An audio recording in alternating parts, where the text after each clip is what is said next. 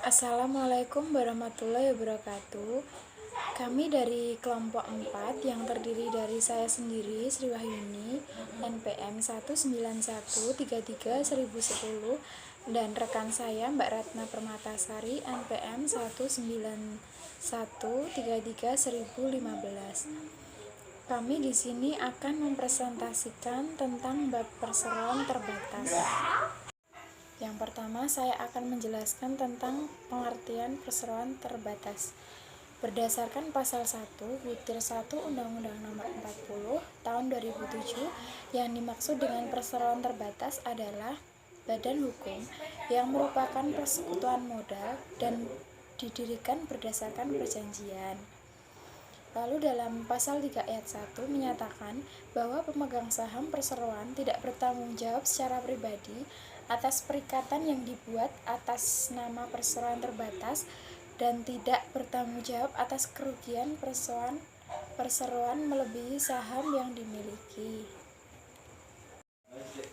Lalu dalam hal-hal tertentu tidak tertutup kemungkinan hapusnya tanggung jawab terbatas tersebut apabila terbukti terjadi hal-hal yang disebutkan dalam ayat ini. Tanggung jawab terbatas ini tidak berlaku apabila, yang pertama, persyaratan perseroan terbatas sebagai badan hukum belum atau tidak terpenuhi. Yang kedua, pemegang saham yang bersangkutan, baik langsung maupun tidak langsung, dengan itikat buruk memanfaatkan perseroan untuk kepentingan pribadi. Lalu yang ketiga, pemegang saham yang bersangkutan terlibat dalam perbuatan melawan hukum yang dilakukan oleh perseroan. Lalu yang keempat, pemegang saham yang bersangkutan baik secara langsung maupun tidak langsung melawan hukum dengan menggunakan kekayaan perseroan yang mengakibatkan kekayaan perseroan menjadi tidak cukup untuk melunasi hutang perseroan. Selanjutnya, pendirian perseroan. Perseroan sebagai sebuah badan hukum mempunyai persyaratan-persyaratan dan mekanisme pendirian yang berbeda dengan bentuk-bentuk usaha lainnya, yaitu firma dan CV. Ada beberapa syarat yang harus dimiliki atau harus dipenuhi perusahaan untuk mendirikan sebuah perseroan. Yang pertama itu didirikan oleh 2 orang atau lebih, dan setiap pendiri perseroan wajib mengambil bagian pada saat saham perseroan didirikan. Selanjutnya ada prosedur dalam pendirian perseroan. Yang pertama itu ada pembuatan akta pendirian oleh notaris. Lalu yang kedua, pengesahan oleh Menteri dalam bidang hukum dan hak asasi manusia atau HAM. Lalu yang ketiga, pendaftaran perseroan. Lalu yang selanjutnya itu pengumuman di dalam tambahan berita negara Republik Indonesia. Lalu yang selanjutnya ada modal dan saham. Pertama, saya akan menjelaskan modal terlebih dahulu. Modal dasar pendirian perseroan terdiri atas seluruh nilai nominal saham. Modal dasar perseroan paling sedikit adalah 50 juta. Modal yang ditempatkan atau disetor penuh dibuktikan dengan bukti penyetoran yang sah. Lalu, penyetoran atas modal saham yang dapat dilakukan dalam bentuk uang dan atau dalam bentuk lainnya. Lalu, penyetoran saham ini dalam bentuk benda tidak bergerak harus diumumkan dalam satu surat kabar atau lebih dalam jangka waktu 14 hari setelah akta pendirian ditandatangani atau seluruh rapat umum pemegang saham memutuskan penyetoran saham tersebut. Lalu di dalam penambahan modal, perseroan dilakukan berdasarkan persetujuan rapat umum pemegang saham atau RUPS. Keputusan RUPS untuk penambahan modal dasar adalah sah apabila dilakukan dengan memperhatikan persyaratan quorum dan jumlah suara setuju untuk perubahan anggaran dasar sesuai dengan ketentuan dalam Undang-Undang Perseroan. Permodalan wajib ini diberitahukan kepada Menteri Hukum dan HAM untuk dicatat dalam daftar perseroan.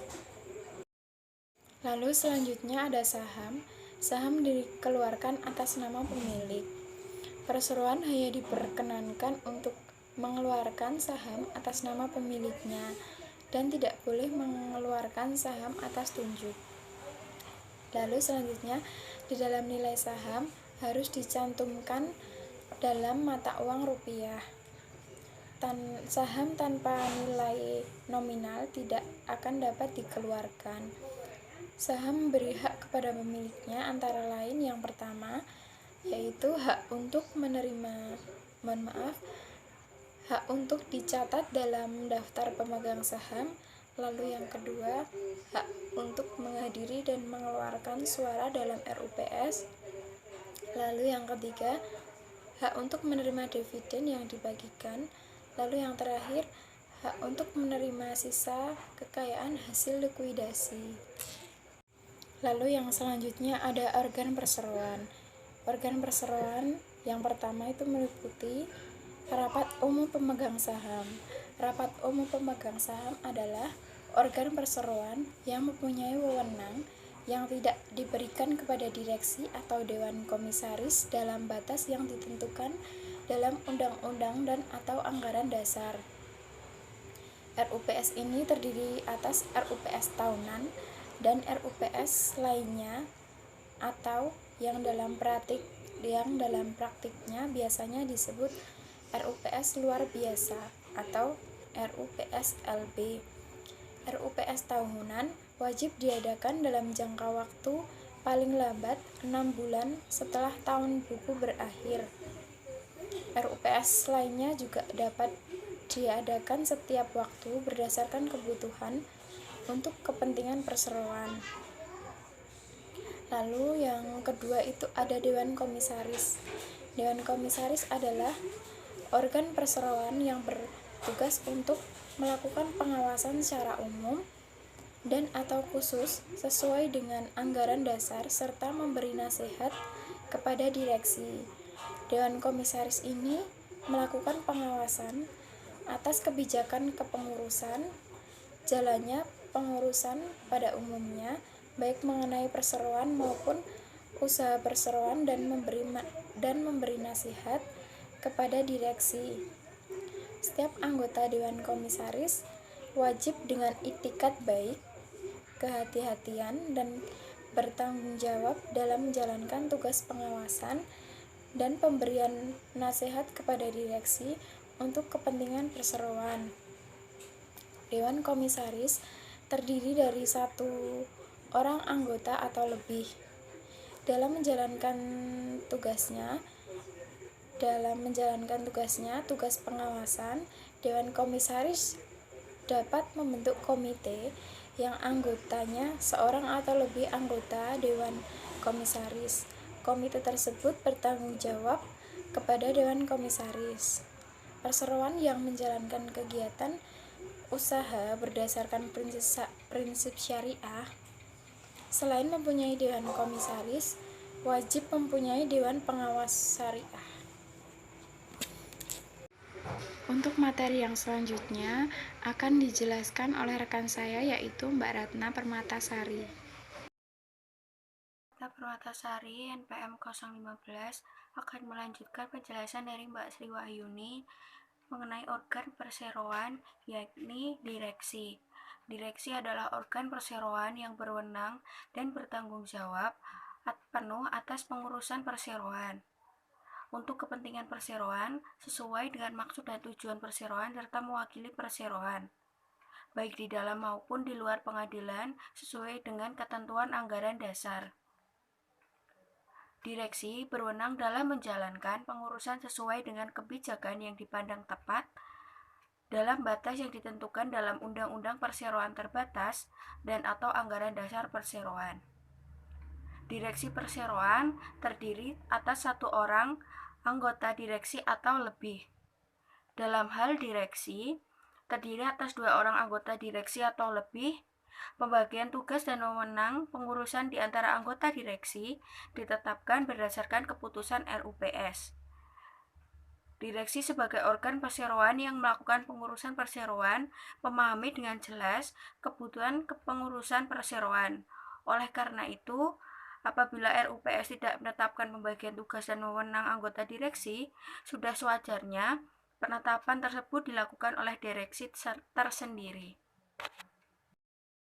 Mengenai syarat direksi yang dapat diangkat menjadi anggota direksi adalah orang atau perseorangan yang cakap melakukan perbuatan hukum, kecuali dalam waktu 5 tahun.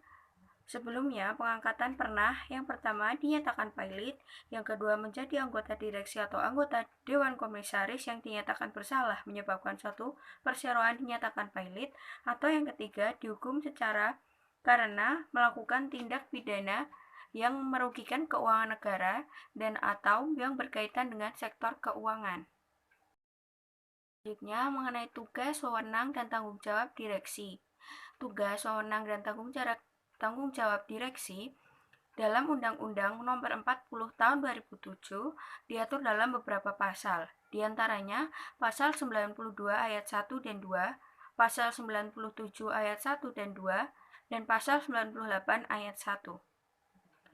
Dalam ketiga pasal tersebut dapat dirumuskan bahwa direksi apabila dilihat dari tugas dan wewenangnya, ia mempunyai fungsi ganda, yaitu fungsi kepengurusan dan fungsi perwakilan. Lalu, mengenai kewenangan bertindak direksi. Dalam menjalankan tugas dan wewenangnya, dalam melakukan pengurusan perseroan, tindakan direksi senantiasa harus relevan dengan maksud dan tujuan perseroan. Tindakan direksi yang tidak relevan dengan klausul, maksud, dan tujuan serta kegiatan perseroan disebut sebagai tindakan ultra vires sehingga dapat batal demi hukum dan tidak mengikat perseroan. Prinsip batal, hukum, dan tidak mengikat perseroan ini tidak berlaku mutlak. Konsepsi hukumnya bahwa perbuatan yang dalam keadaan biasa adalah ultra vires dapat dinyatakan sebagai intravirus dan oleh karenanya mengikat perseroan apabila dilakukan sebagai keputusan bisnis yang tulus dan dibuat berdasarkan etikat baik. Prinsip ini juga dikenal dengan business judgment principle. Tanggung jawab direksi yang dilakukan perbuatan in ultra vires cukup tegas dinyatakan dalam pasal 97 pada ayat 1, 2, dan 3. Disimpulkan bahwa setiap anggota direksi bertanggung jawab penuh secara pribadi apabila yang bersangkutan bersalah atau lalai dalam menjalankan tugasnya untuk kepentingan dan usaha perseroan. Selanjutnya, kedudukan direksi berdasarkan kepercayaan dari perseroan atau fiduciary duties principle. Prinsip fiduciary duties atau tugas fidusia adalah prinsip yang lahir karena tugas dan kedudukan yang dipercayakan kepadanya oleh perseroan. Prinsip ini termuat dalam beberapa pasal.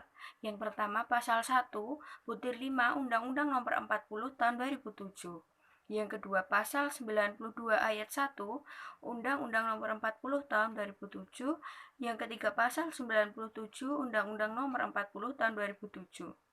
Tiga unsur penting dalam prinsip ini antara lain yakni duty of skills and care, duty of loyalty, dan doctrine of corporate opportunity. Duty of skill and care adalah prinsip yang merujuk pada kemampuan serta kehati-hatian bertindak. Duty of loyalty adalah prinsip yang merujuk kepada etikat baik dari direksi untuk bertindak semata-mata demi kepentingan dan tujuan perseroan. Lalu, Doctrine of Corporate Opportunity adalah prinsip untuk tidak mengambil keuntungan pribadi atas suatu kesempatan yang sebenarnya dapat menjadi peluang untuk perusahaan. Pasal 97 ayat 3 Undang-Undang Nomor 40 Tahun 2007 yang menyatakan bahwa setiap anggota direksi bertanggung jawab secara pribadi atas kerugian perseroan apabila bersangkutan bersalah atau lalai dalam menjalankan tugasnya. Selanjutnya, kewajiban menyampaikan laporan tahunan dan tanggung jawab direksi. Undang-Undang PT yang lama yaitu UU Nomor 1 Tahun 1995 maupun UU PT yang terbaru yaitu UU Nomor 40 Tahun 2007 Kewajiban ini diatur dalam pasal 66 sampai dengan pasal 69 Undang-Undang Perseroan Terbatas Nomor 40 Tahun 2007. Hal-hal penting dari pasal-pasal tersebut, yang pertama, direksi wajib membuat dan menyampaikan laporan tahunan pada RUPS setelah ditelaah oleh Dewan Komisaris dalam jangka waktu paling lambat 6 bulan setelah tahun buku perseroan berakhir. Yang kedua, laporan tahunan tersebut disusun berdasarkan standar akuntansi keuangan, yaitu standar yang ditetapkan oleh Organisasi Profesi Akuntan Indonesia yang diakui oleh pemerintah. Lalu yang ketiga, laporan tahunan tersebut wajib ditandatangani oleh semua anggota direksi dan semua anggota Dewan Komisaris yang menjabat pada tahun buku yang bersangkutan. Yang keempat, direksi wajib menyerahkan laporan keuangan perseroan kepada angkutan publik apabila kegiatan usaha perseroan adalah menghimpun dan atau mengelola dana masyarakat. Perseroan menerbitkan surat pengakuan utang kepada masyarakat. Perseroan merupakan perseroan terbuka. Perseroan merupakan perseroan mempunyai aset dan atau jumlah peredaran usaha dengan jumlah nilai paling sedikit 50 miliar atau diwajibkan oleh peraturan perundang-undangan. Yang kelima, dalam hal laporan keuangan yang disediakan ternyata tidak benar dan atau menyesatkan, anggota direksi dan anggota Dewan Komisaris secara tanggung renteng bertanggung jawab terhadap pihak yang dirugikan. Mengenai tanggung jawab direksi emiten dan perusahaan publik atas laporan keuangan.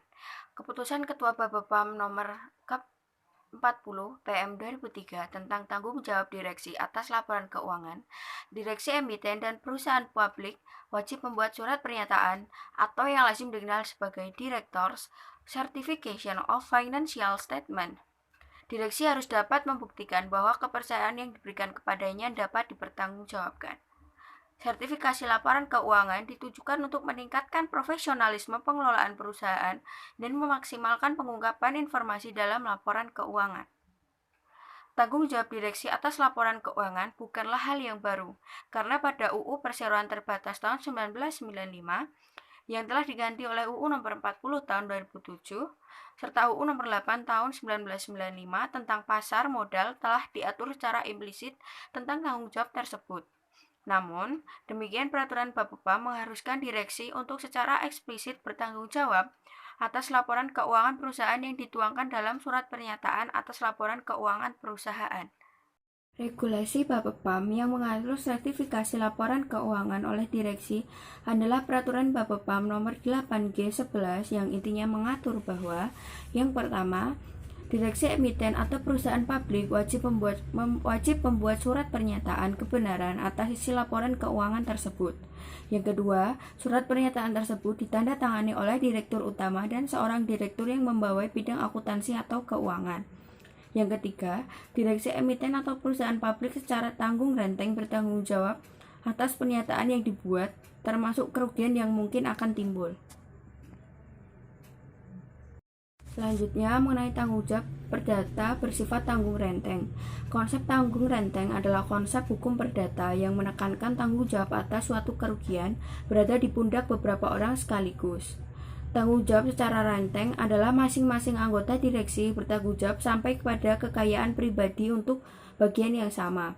Apabila melakukan penyalahgunaan wewenang atau melanggar peraturan perundang-undangan yang berlaku, pihak yang dirugikan dapat menuntut kepada seluruh anggota direksi baik bersama-sama maupun perseorangan. Lalu yang terakhir, mengenai tanggung jawab pidana. Pada pasal 90 Undang-Undang Nomor 8 Tahun 1995 tentang pasar modal menegaskan sebagai berikut. Dalam kegiatan perdagangan efek, setiap pihak dilarang secara langsung atau tidak langsung menipu atau mengelabui pihak lain dengan menggunakan sarana dan atau cara apapun. Yang kedua, turut serta menipu atau mengelabui pihak lain dan membuat pernyataan yang tidak benar mengenai fakta yang material atau tidak mengungkapkan fakta yang sebenarnya, agar pernyataan yang dibuat tidak menyesatkan mengenai keadaan yang terjadi pada saat pernyataan dibuat dengan maksud untuk menguntungkan atau menghindari kerugian untuk diri sendiri atau pihak lain dengan tujuan mengaruhi pihak lain untuk membeli atau menjual efek. Laporan keuangan yang disajikan tidak benar dapat dikategorikan melanggar Undang-Undang Nomor 8 Tahun 1995 Pasal 90 butir C. Atas perbuatan tersebut, pelakunya diancam dengan tindak pidana penjara paling lama 10 tahun dan denda paling banyak 15 miliar rupiah. Sekian, terima kasih.